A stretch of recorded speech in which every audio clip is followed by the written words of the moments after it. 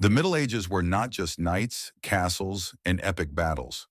Behind the scenes, life was ruled by strange laws. Rules so bizarre, so absurd, that they barely sound real today. But they were real, and people had to follow them or face punishment. Today, we are exploring the strangest medieval rules that actually existed. Prepare yourself. Some of these will shock you. Let's begin. 1. The Forbidden Candle Rule. In many medieval cities, especially in the 13th and 14th centuries, people were forbidden from carrying candles outside at night. Why? Because a single candle could burn down an entire town made of wood. Fire was the medieval version of a nuclear weapon. So city officials created a rule. If you walk outside with fire, you are a public danger. The punishment could be extreme. In some regions, as even execution. This rule forced people to walk through dark, narrow streets with no light, no protection, and no idea what they were stepping into. It was safer to face the darkness than to carry a candle. But strange medieval rules didn't end with fire. Some went much deeper, into the world of superstition and fear. In several parts of medieval Europe, mirrors were banned from bedrooms, not because people were vain, but because they were terrified. Mirror makers used polished metal or early pieces of glass, and many believed these mirrors could trap a person's soul while they slept. For medieval people, a mirror wasn't just an object.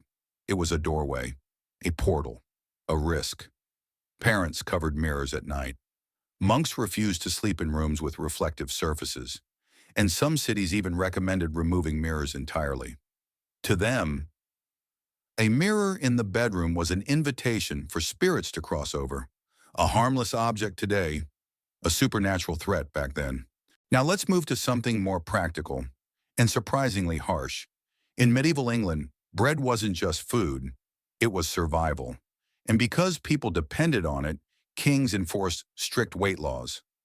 Bread had to match a very specific size. If a baker cheated or sold bread that was too small, he wasn't fined. He wasn't warned. He was publicly humiliated. Punishment came in the form of a heavy wooden collar, a giant wheel-like device locked around the baker's neck. He was forced to stand in the marketplace while people insulted him.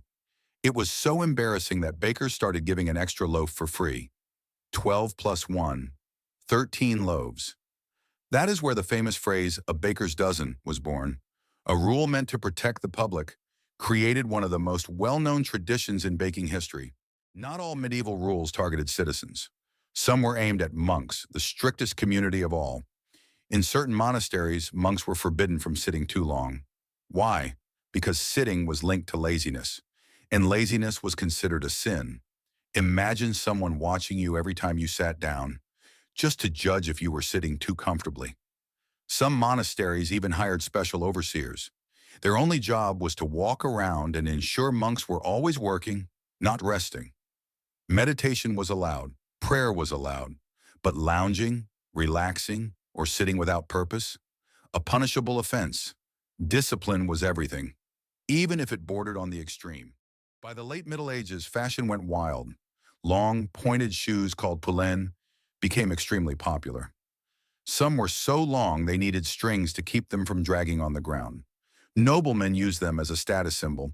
The longer the shoe, the wealthier the owner. But the church hated them. Church leaders claimed the shoes encouraged pride, or even lust.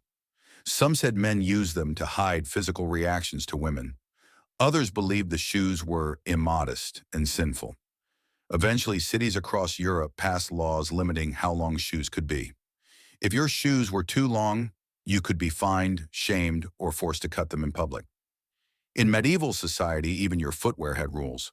Family bathing bathhouses weren't always considered unclean. In fact, during the early Middle Ages, they were extremely popular. People bathed, relaxed, ate meals, and even held small celebrations in them. And that became a problem. Authorities noticed bathhouses often turned into places of drinking, gambling, and more questionable activities. So new rules were created. One of the strangest was the ban on family members bathing together. Husbands and wives, brothers and sisters, parents and their children, all forbidden. Bathhouses were labeled morally dangerous. So to protect public decency, cities separated everyone. Ironically, a few decades later, many cities banned public bathing entirely, claiming it spread the plague. Medieval logic wasn't always consistent. Now, this next rule sounds harmless at first, but in medieval cities, it could get you punished. In several medieval towns across Europe, whistling in public was considered suspicious, and in some places, it was illegal. Why? Because whistling was believed to be a secret language, a way for criminals, thieves, or even witches to communicate. Night watchmen were trained to listen for unusual sounds. A whistle in the dark wasn't music, it was a warning. People believed burglars used whistling to signal that a house was empty. Others thought witches whistled to summon spirits or spread curses. In some cities, guards could detain anyone caught whistling after sunset. In extreme cases, repeat offenders were fined or publicly shamed. Today, whistling is harmless. Back then, it could make you look like a criminal or something worse. In medieval society, even the way you greeted someone was regulated. In certain towns, greeting a noble incorrectly wasn't just rude, it was illegal. If you failed to bow deeply enough or spoke before being addressed, you could be fined or publicly reprimanded. Touching a noble was forbidden. Looking directly into their eyes for too long was seen as disrespect. These rules weren't about politeness. They were about control. People were constantly reminded of their place in society, not just by law, but by everyday interaction. A simple greeting could expose your social status or get you into serious trouble. Games were popular in the Middle Ages, but not all games were allowed. In many regions, certain board games were banned by law, especially games involving dice. Why? Because dice were linked to gambling, and gambling was believed to lead to crime, poverty, and moral decay. Authorities feared people wasted money meant for food or rent, so guards raided taverns and private homes looking for dice. If caught playing illegal games, people faced fines, or even time in jail. Ironically, some of these banned games later evolved into the board games we play today. In medieval times, fun was often suspicious. When we look back at the Middle Ages, it's easy to laugh at how strange these rules seem today.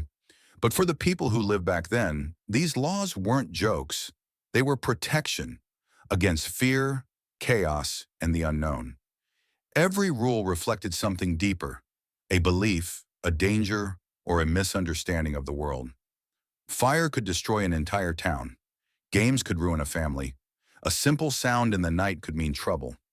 These rules shape daily life in ways we rarely imagine. And the truth is, we still live by strange rules today. We just don't notice them anymore. If you enjoy uncovering forgotten laws, hidden beliefs, and the darker, stranger side of history, then you're in the right place. More stories are coming.